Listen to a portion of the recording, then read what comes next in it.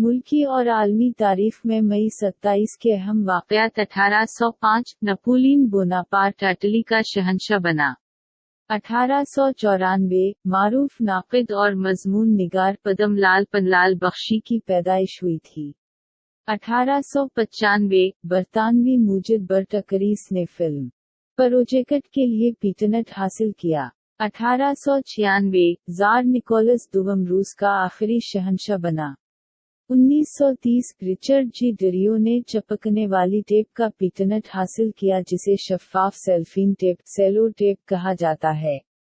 1937 امریکہ کے شہر San Francisco میں گولڈن گیٹ کے نام سے دنیا کے ایک خوبصورت ترین پل کا افتتاح ہوا۔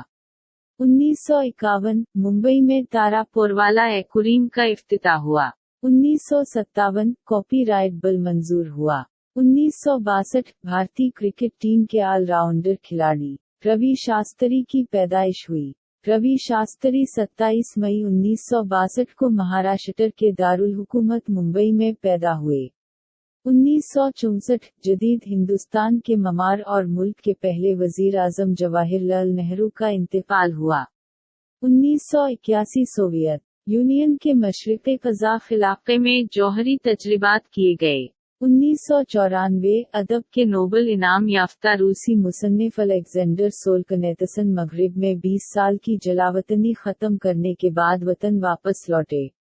2006 انڈونیشیا کے جزیرہ جاوا میں 6.3 شدت کے زلزلے کے باعث 6000 سے زائد افراد ہلاک ہوئے۔ 2010 جوہری ٹیکنالوجی سے لیس دھنش اور پرتھوئے 2 میزائلوں کا چاندی پور، اڈیشہ میں کامیاب تجربہ کیا گیا۔ 2013 عراق میں بم دھماکے میں 75 افراد ہلاک اور 200 زخمی ہوئے۔ 2016 باراک اوباما ہیروشیما پیس میموریل پارک کا دورہ کرنے اور ہیباکوشا سے ملاقات کرنے والے پہلے امریکی صدر بنے۔